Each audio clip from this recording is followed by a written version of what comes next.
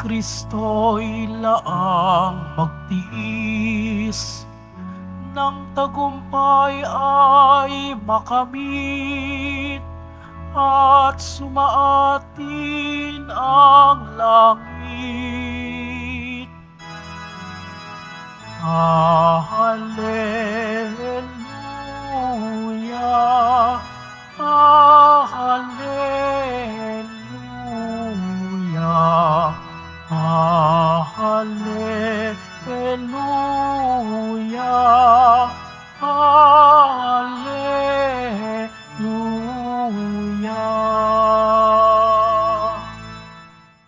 Sumainyo ang Panginoon. At sumaiyo rin. Ang mabuting balita ng Panginoon ayon kay San Juan. Papuri sa iyo, Panginoon.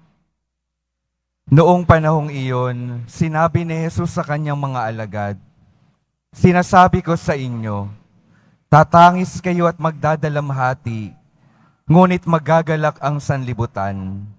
Matitigip kayo ng kalungkutan, subalit ito'y magiging kagalakan. Kapag nagdaramdam na ang isang babaeng manganganak, siya'y nahahapis, sapagkat dumating na ang oras ng kanyang paghihirap. Ngunit pagkapanganak, hindi na niya naaalala ang hirap. Siya'y nagagalak dahil sa ipinanganak na sa sanlibutan ang isang sanggol. Gayon din naman kayo. Nalulumbay kayo ngayon, ngunit muli akong makikipagkita sa inyo at mag-uumapaw sa puso ninyo ang kagalakang hindi maaagaw ninuman. Hindi na kayo kailangang magtanong sa akin sa araw na iyon." Ang mabuting balita ng Panginoon. Pinupuri ka namin, Panginoong Heso Kristo. Magsipuna po tayong lahat. Magandang umaga po sa inyong lahat, mga minamahal kong mga kapatid na naririto at kasama natin online. Good morning po. Good morning, Father. Araw po ng Biyernes, araw ng ating debosyon. Atin pong sabay-sabay na papurihan ang ating mahal na pong Jesus Nazareno.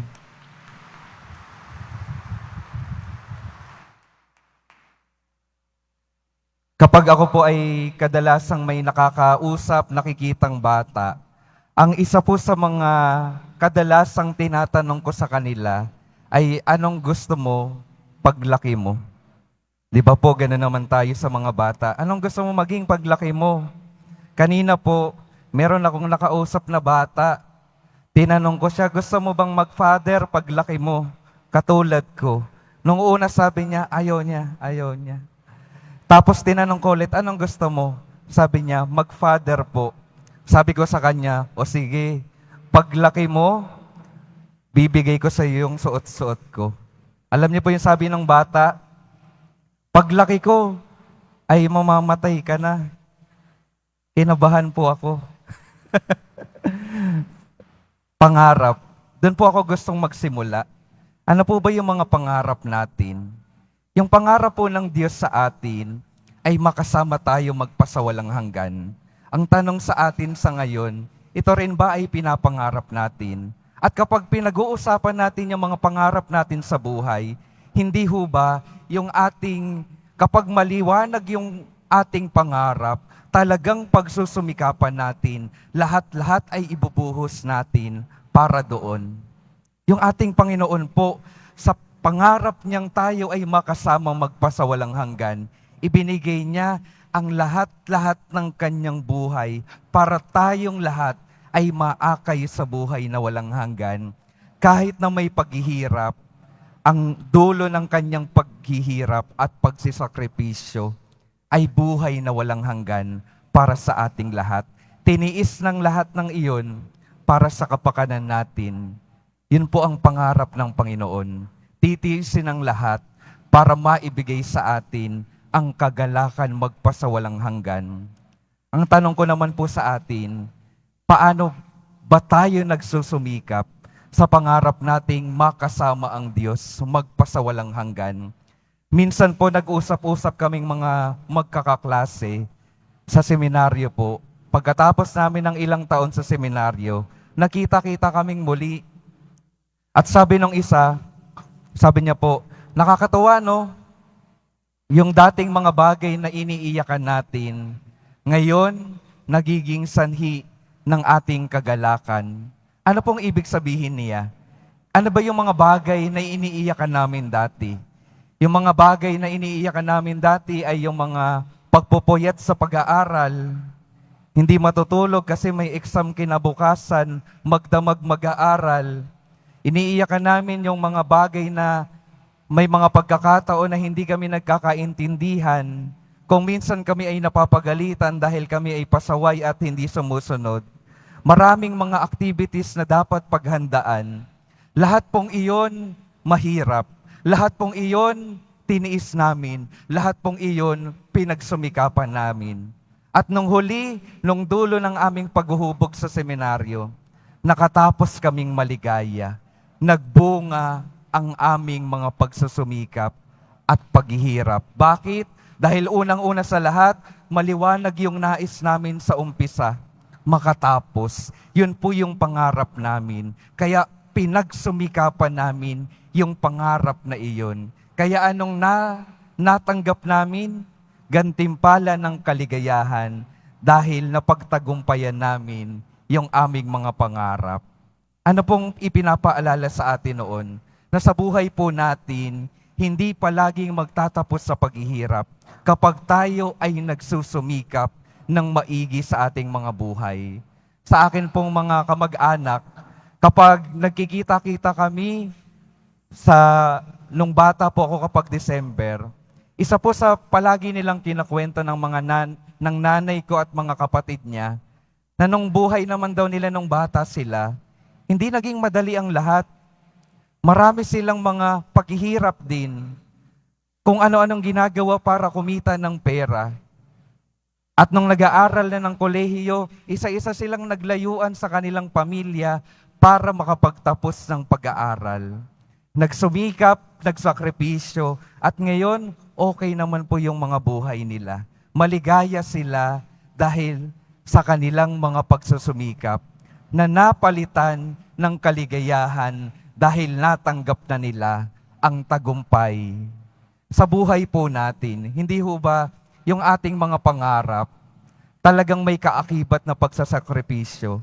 Yung mga pangarap natin sa mga anak natin, pangarap na makapagtapos ng pag-aaral, makapagtagumpay sa buhay, hindi ho ba marami tayong isinasakripisyo, marami tayong ibinibigay para makamit lang natin yung pangarap natin para sa kanila at makamit nila yung mga pangarap nila. At kapag nakuha na nila yung tagumpay, hindi ho ba lubos na kaligayahan yung ating nadarama?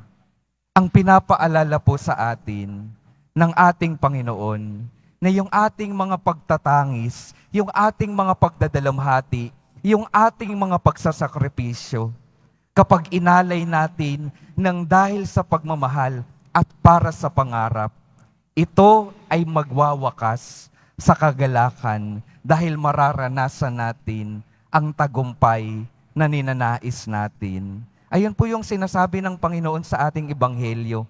Kahit naman po siya, sa kanyang buhay, nakaranas ng pagbibigay ng sarili, ng pagsasakripisyo. At anong naging dulo nito? Kaligayahan ng muling pagkabuhay. Patuloy pong pinapaalala sa atin ng ating Panginoon na sa buhay natin, hindi magiging madali ang lahat. Kaya ang paanyaya, patuloy na magsumikap sa ating mga buhay upang yung ating mga pangarap at yung pangarap ng Diyos para sa atin, makuha natin, matanggap natin, magtiis tayo. Ibigay ang ating lahat upang matanggap din natin sa dulo o kung kailan nais ng Panginoon yung kagalakan na nais niyang ibahagi sa ating lahat. Ano pong tatlong paanyaya yung napakahalaga sa ating buhay upang patuloy nating matanggap yung kagalakan at tagumpay? Una, napakahalaga, maging klarado agad tayo sa ating pangarap. Pag naging klarado tayo sa ating pangarap, pagsumikapan nating makamit yung ating mga pangarap.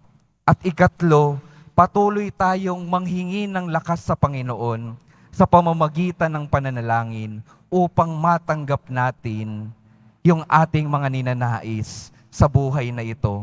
Kaya nawa, maging maliwanag po sa atin ngayon pa lamang, ano ba dapat yung pinapangarap natin sa buhay bukod sa mga makamundong pinapangarap natin.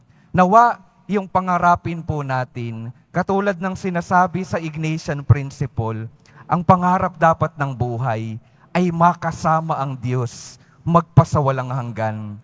The goal of our life is to live with God forever. That should be our goal. Dapat nawa, yun palagi yung ating pangarapin upang ito yung magdikta ng bawat desisyon natin sa ating buhay. Upang lahat ng ating gagawin may pagsusumikap upang makamit yung pangarap na iyon.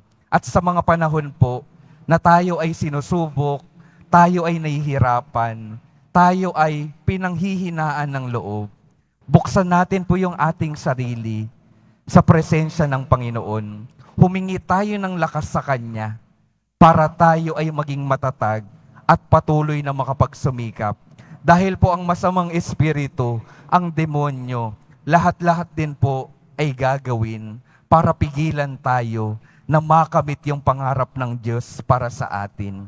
Kaya nawa, labanan natin ang masamang espiritu ng espiritu ng ating Panginoon upang tayo ay maging matatag para ating makamit ang nais ng Diyos, ang pangarap ng Diyos sa atin na makasama tayo magpasawalang hanggan.